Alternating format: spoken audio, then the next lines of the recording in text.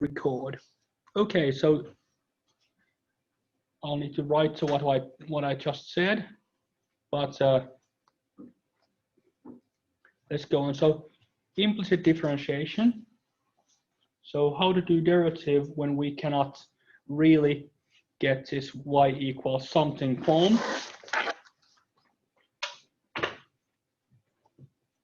And these are the same problems, but I've slightly expanded on the slide. So this is one way of saying a function. So we have a function with two variables, and the function value will always be 0. So this defines a relationship between these variables. But then we cannot formulate this in such a way that y equals something, because just for each y value, there will be for each x value, there will be two y values, except when x is plus minus 5, so there will be only one at 0. So if we solve this with regards to, well, okay, so one way of doing it is that we consider that we replace, when we would need the derivative of y, we replace it with this dy over dx, which essentially means the same thing. And how we would do here is that we apply, essentially this is a lot of applying chain rule or other rules. Let's have a look. So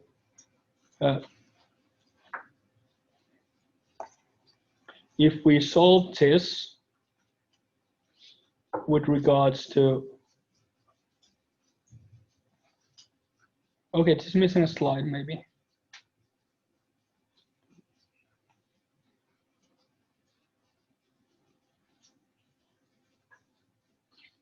Yeah, we're going to get essence. So when we differentiate, the 25 is going to be 0. So that's what's going to be left.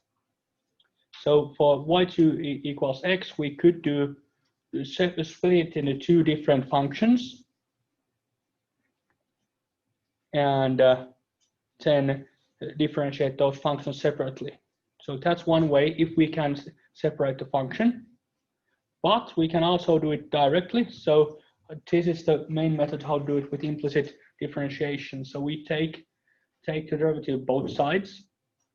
So we have derivative of y squared with regards to x, and then we have derivative of x with regards to x.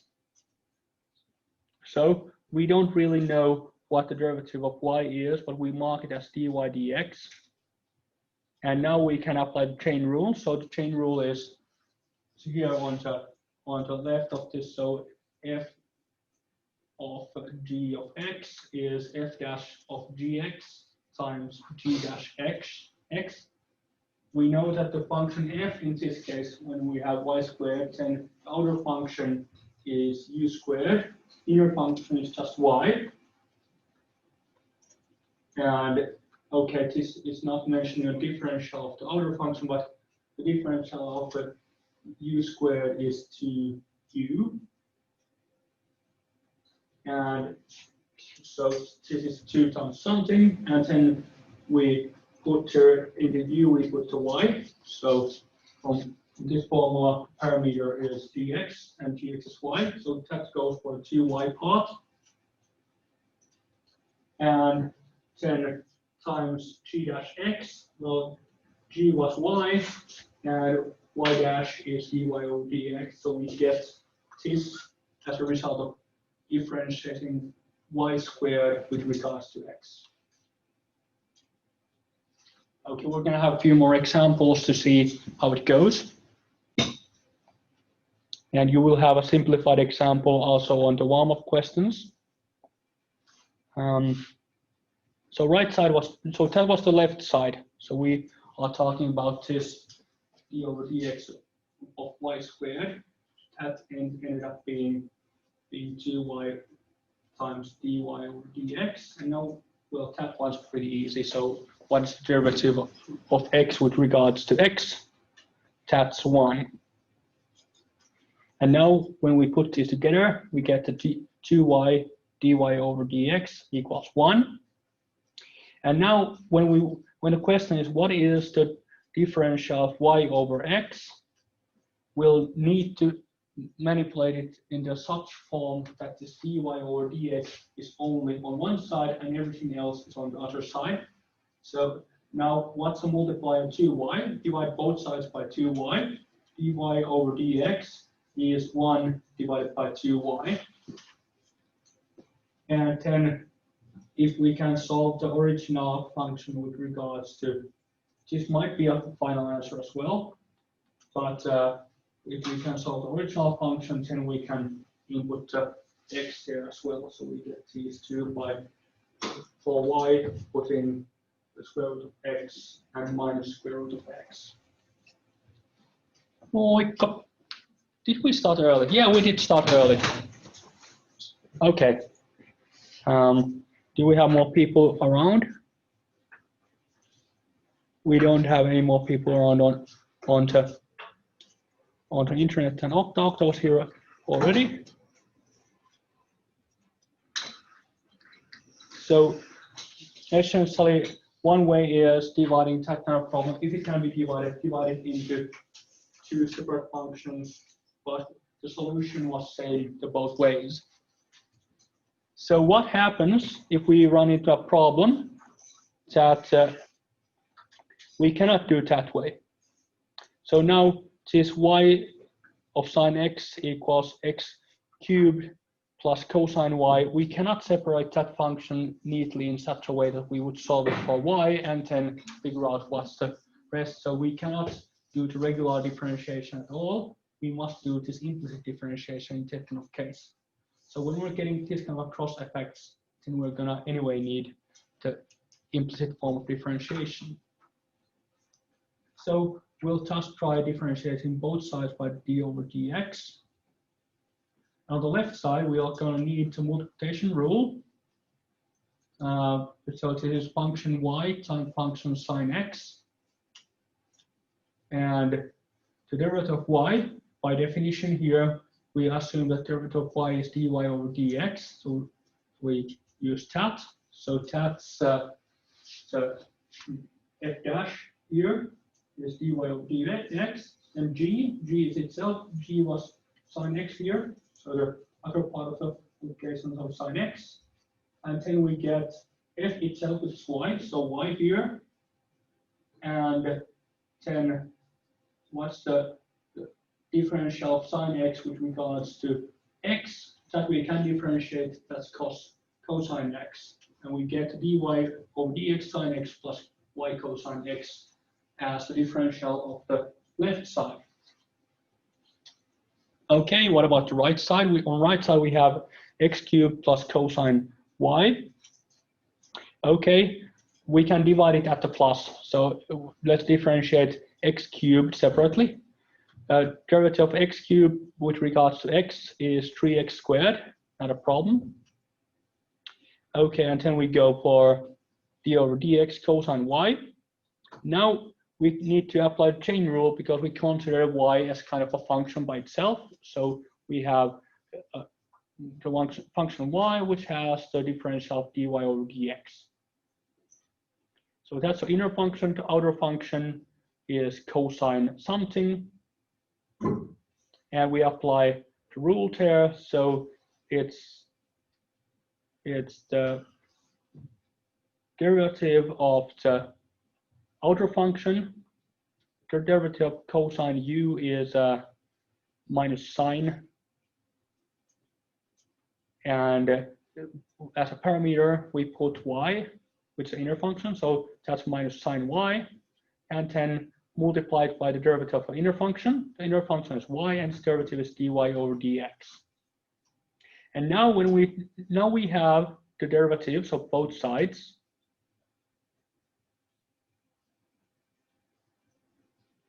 So the complete right side is 3x cubed, 3x squared minus sine y dy over dx. Let's put those both sides together. So we have the left side dy over dx sine x plus y x, and the right side 3x squared minus sine y dy over dx. And now we're trying to solve that for dy over dx. So essentially the same thing as you were solving an equation for a variable, and now our kind of a variable here is the dy over dx. So plus sine y dy over dx both sides, and minus y cosine x both sides. We get dy over dx sine x plus dy over dx sine y. Take the common term of dy over dx, and that multiplied by sine x plus sine y is 3x squared and so on. And then we need to have the dy over dx alone on that side. So divided by the sine x plus sine y, and we get the solution of the derivative of y with regards to x is this function. I'll need to put a few more examples so we can get the hang of it. But we had a case where we couldn't represent this function in the form where y equals something, but by doing this manipulation, we could still differentiate it. So this is what is called implicit derivative or implicit differentiation. Probably one of the kind of the highest flying topics we're going to have on this course. Any questions, or should we just go for coffee? Well, maybe enough coffee. Let's have a look. So now this was the same example essentially. We do not have a separable equation here. And now it's a t differentiated with regard to time, and b with regards to time. So time itself doesn't seem to apply here at all, but we can still manipulate this. So this is the time derivative of t, and just the rest of it. So this is essentially the multiplication rule plus t and the time derivative of b here. And this extra stuff happens because we're applying the chain rule here as well. So we're differentiating this b to the power of gamma minus 1 is being differentiated. And then again find, okay, now we'll find the collect the terms here. So now if we want the difference of temperature over time, we call it for dt of d capital T over the non-capital T. If we want to know the difference of a volume over time, then we call it for these terms. And that's one. If you end up working with gases, so anything that changes temperature or volume, or where this also comes from is climate models, you'll end up working with formulas like these, but probably with a few more terms.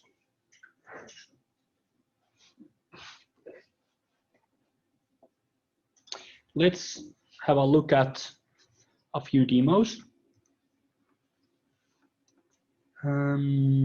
As you can see, this last year it was next week, but we had some time here. I wonder if I've accidentally skipped something. We have examples, original one.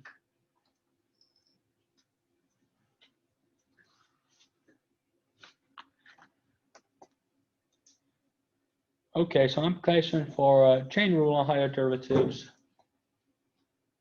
This is bilingual. Last year I was lecturing 2 courses and had the same demos on both. So one thing we could do is modeling an internal combustion engine. So this is just momentum. We have a crank or crankshaft, and and then we have a piston. I assume everyone knows what a crankshaft is. Good. And then, so how an internal combustion engine works, we're gonna explode some gasoline into a cylinder. That's gonna generate pressure, and then that pressure is gonna press the piston, which is gonna then rotate the crankshaft, which is gonna, well, rotate whatever the engine is connected to. So let's assume that we're having constant pressure to simplify the calculations a little bit. So if we have a cylinder pressure of 12 bar, we have a crank offset, which is essentially the arm of the lever there. Yeah. I don't know what a crankshaft. Okay. Let's have a. I should have prepared.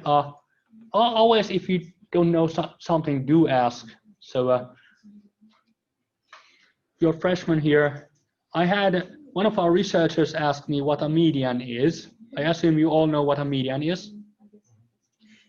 So we had a doctor who didn't know that. So so when we want to convert linear movement to rotating movement, for example, an engine of a car, we're gonna need a shaft that's shaped like this. So it's a shaft that has these kind of handles on it. So when I move the handle back and forth with a piston, then the shaft will rotate. So that is a crankshaft. Or if you're bicycling, well, technically, bicycle pedals are a simple version of a crankshaft. So we're using linear motion with our leg, and we're converting that into rotating motion of the bicycle's wheels.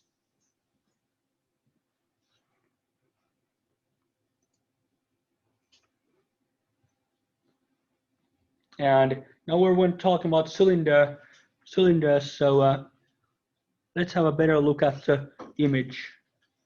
So these gray things over there are the pistons, and these blue things are the cylinders. So on the top of the piston, you would have fuel burning, and it will push the piston down to do the movement, and then it will freely, or by push the other pistons, it would then push back. And typically in engines, you would have this large flywheel so that it isn't as jumpy. So otherwise, if you have very few pistons, then you would probably, for example, when driving a car, you would feel the individual ignitions at low speeds. But when you have a wide flywheel, it adds some rotating mass, which then smooths out the ride a little bit. So that's essentially how an internal combustion engine works. This one's a 4-cylinder one, and is that a 2-stroke engine? It doesn't say. Inline 4 anyway. Yeah, 4-stroke should be. So there are different engine designs. So yeah, we're having the lever. So crank offset means how far the handle is from the central axis. And cylinder bore, or cylinder diameter, means how large the cylinder is. So when we know the pressure inside the cylinder, then the piston is typically round, so we can calculate the area. So pressure over area is the force that acts on the cranks and rotates the crankshaft. So force is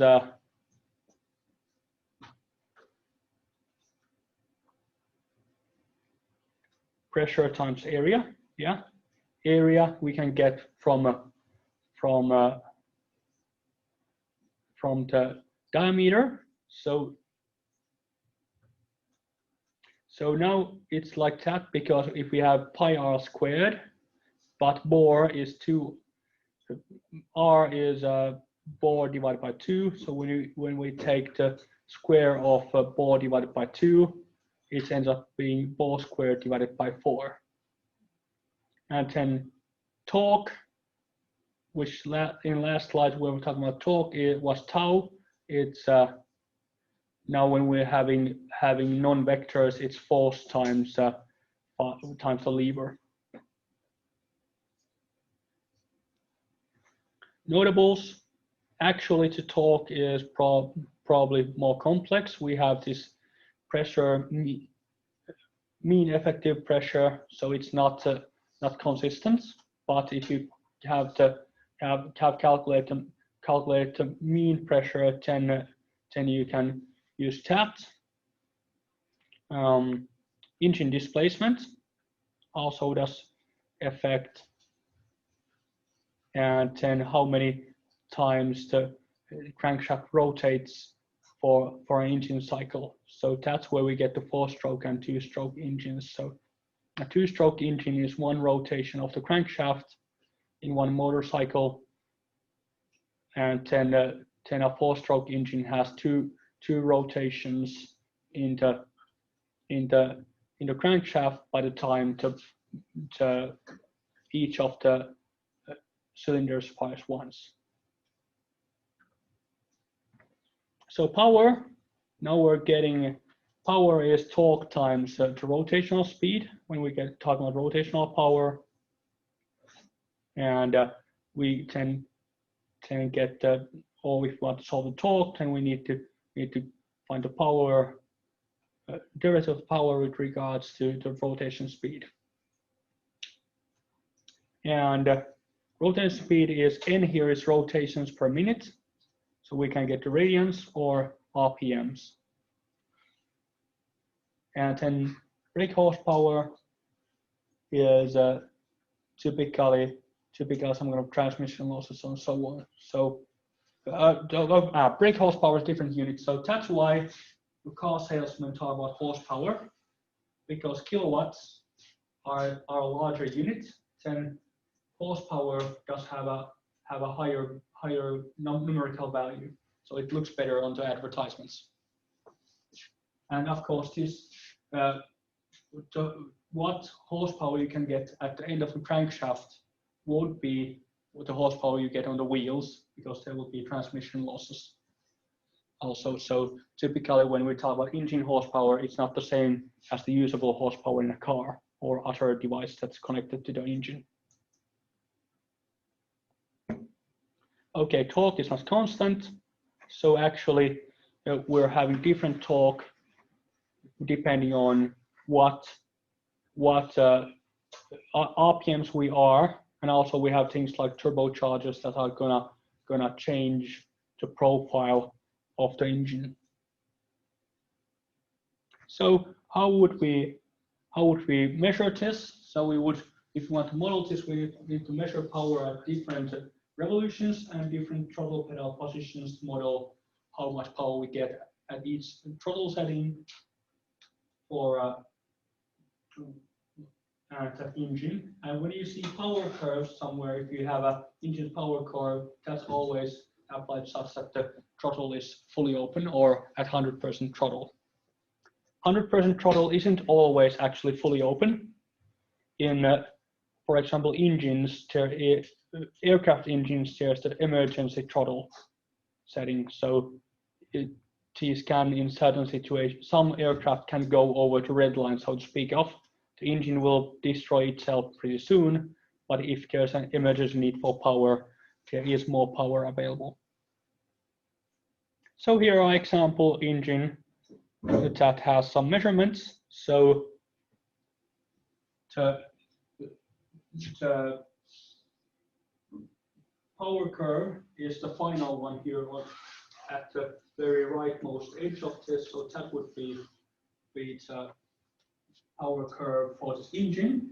But then we have lower pedal positions. We notice that this will also affect available power.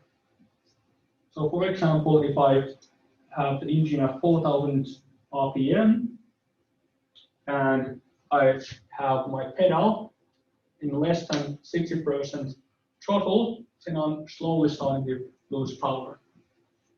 What you can see here is that in most situations, if you just push the pedal all the way to the floor when driving a car, turns out you're not getting that much more power than at the 60% position.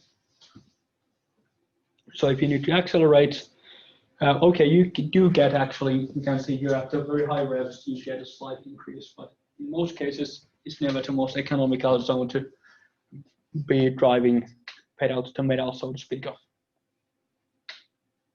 Okay, if we have complex power curves, then we might be able to model the curve itself, but then we'll need to apply chain rule if we want to find torque. The example machine, when we look at high, the main power curve here on the right side of this figure, we can actually get something like a third-degree function fit to it. So we're having the power curve being some at this point unknown constant times x third x squared plus times x. So regular function fitting, and I have done the calculations, and the values of these are T's. So actually the cubic one is really small, and then we seem to be anyway getting the idle power of this engine is something like almost 6 kilowatts. And then if we want to find what is the mean effective pressure or torque at each rotation, then we'll need to do some more calculations. So the power curve would look like this. The stars are the measurements, and the curve is the rated power to. Let's have a look at the calculations, because I do have the calculations there, but the trick being it's in code. So I haven't done those calculations by hand, but I'm going to show you a brief example on MATLAB. And I guess some people already saw me using MATLAB before. Gonna take a few moments. I should have run the program before I started speaking, but let's see. Okay, so these usually in MATLAB. How many of you know any kind of a programming language? One. Okay, good start. So this percent mark means that the rest of the line is a comment, so it is not commands.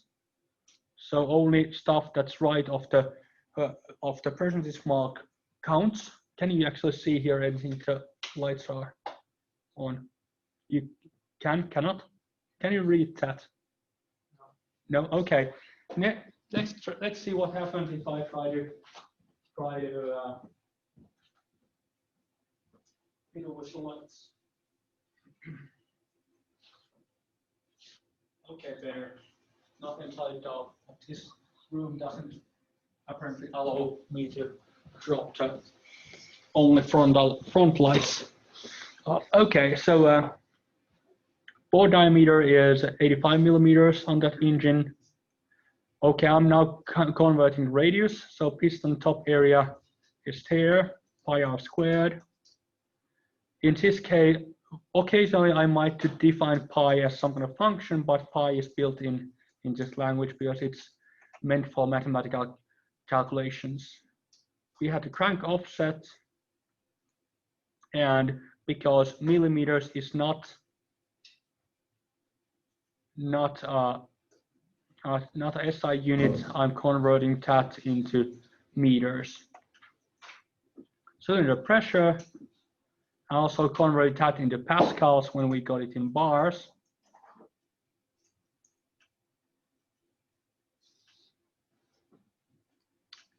And yeah, also bore radius here is converted to meters squared. Our ball rate is in meters here already. I was thinking about that, and then this is then the torque. So that was doing the torque calculations. This double percentage mark means that this is having sections, so I can run first section, or here there's a button run section. I use the hotkey, so it clears, and I run the second section, and okay, this is my files here. This is the command, so we can see that it did input commands here, and these here on the right are the variables being stored. Okay, initial values, so these are the pedal positions. I have on one vector, I have an array of what are the measurement positions, and then the measured RPMs. And this is the measured horsepower of the engine. Now, if we were doing this by hand, I would need to write a loop that checks that at each combination, what are the horsepower here. But there is a function called meshgrid, which does create X and Y combinations for all of the points.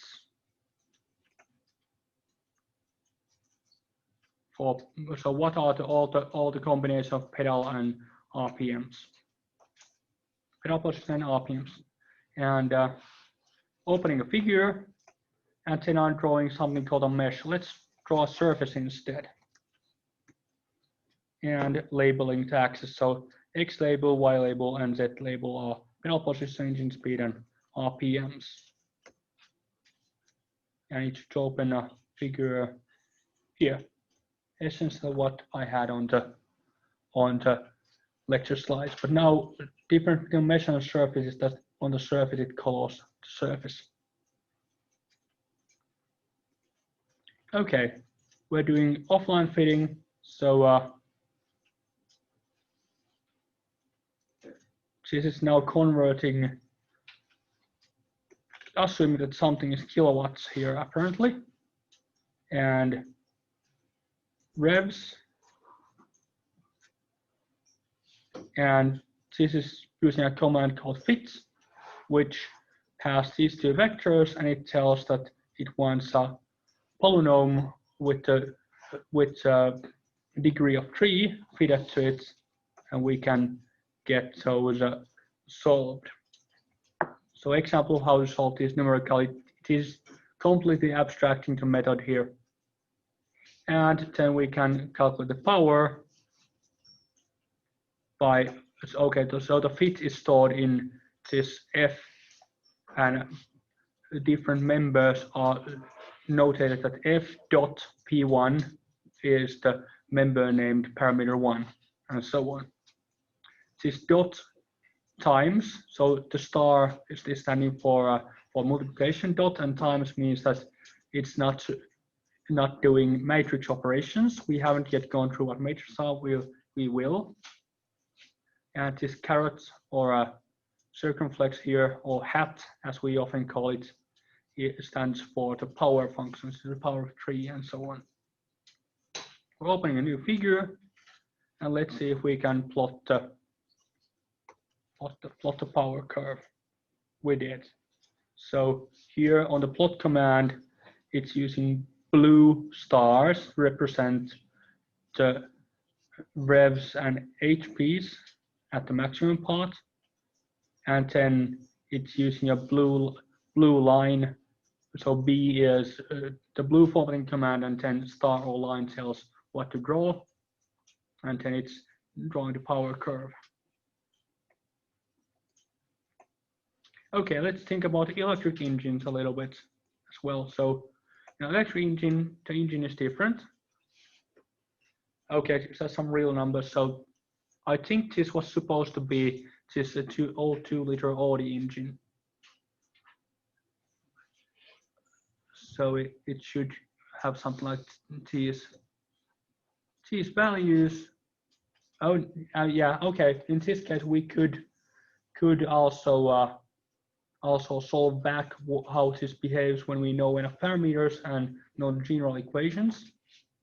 But I don't have the paperwork yet. It's not the previous, but we could, for example, estimate that we know the size of the engine, crankshaft, and know how much power it outputs. We could estimate what kind of pressure it has in the engine. And for example, if we want to think about, can we increase the pressure to get more power out of the engine, then we could then check if we can, for example, use a turbocharger to increase the pressure or not. So can the structure of the engine take it? And the next example is also torque. So you were also talking torque this week on mechanics, right? Yes. Okay, good. You're knowing this then better than I do. So FBI things here. Now we're talking not only the current, but also the length of the wire. So when we have longer wires inside the electric field or the electromagnetic field, then it generates essentially more force. And then again, and force times lever. So now we're doing only one directional things here. And then when we're having a loop, what happens here is that this tau is the torque here, 2 times F, and now force has current times magnetic field strength times A. Sin theta stands for which way, so what's the angle of the loop there, and this B by 2 stands for then the lever position. And so we can see here that what pops out is still I and B, and then instead of using cross product, now we're using with regard to note, we need to have the sine theta, which is the angle of the loop inside the engine, and A is the area of the loop. So the larger loop we have completely inside the electromagnetic field, we're going to have more power essentially. And typically those are solenoids, so we have a coil there, Danny. So we're not having just one wire, but we're having several wires that are rotating as the core of the, or the rotor of the engine. Well, it depends which way it's constructed, but usually the solenoid or the coil there is rotating. So when we plot that with regards to theta, the solenoid angle, we see that we're getting a sine wave. And this is why, have you heard about three-phase power? So actually, what we get out of the plug here, wall plug here, is one phase, but usually we have more than one angle of coil there. So in a typical power plant, there's 3 coils that are at well, 360 is a complete circle, or 2 pi rad, so 2/3 rad angle, or well, if it's both sides, then 1/3 angle between each other, so that we do get 3-phase power, so it's more even. So if you run the equations backwards, that you apply a torque to a coil in a magnetic field, then you're getting an electric generator. Or if you apply a magnetic field to a coil, then you're going to get a motive rotating power. And one safety feature on our 3-phase power is that if all the power lines are connected, the sum of these goes to 0. So there will be no current. But of course, and you still are usable to have two phases. For example, if you have So I hope that everyone has some kind of a stove on the kitchen. Then typically the different well, now it's interesting. I have never needed to say in English what the stove discs are for. Muistako joku suomalainen, mikä hellan levy on englanniksi? Okay, Google to. Yeah, stovetop, I guess. So different stovetops on the same stove are probably connected to different phases as well. But the stove is probably one of the devices in your apartment that gets 3-phase power, and rest is just 1 phase.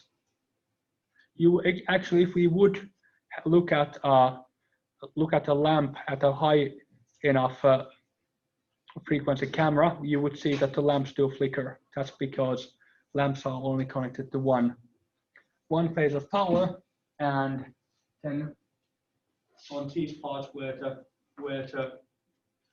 torque of the engine or current, when we're using torque to generate current, and the current at those points is close to 0, and actually the lights will dim a little bit. And if you're having a certain kind of a phone, I think iPhones have this issue that they will show in Finland that lights are flickering, just because the iPhone camera works at a frequency that is not the same as the lights. So there will be this kind of a Moiré-type effect.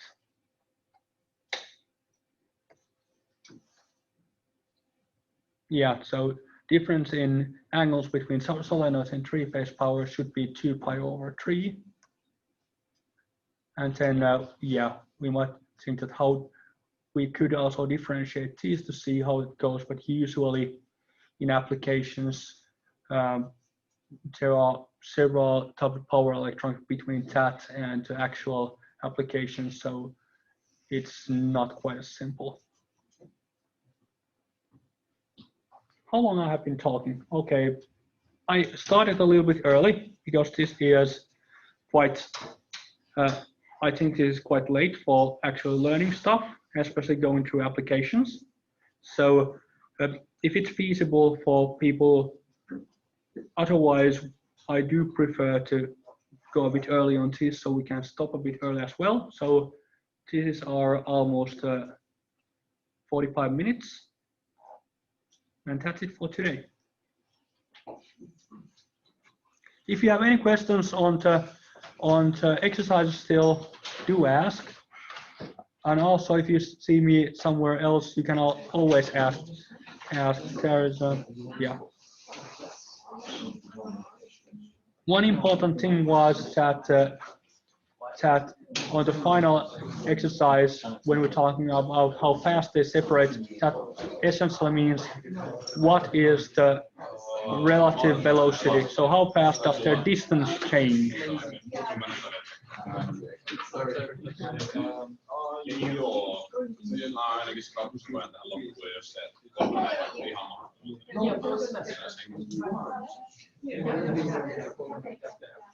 And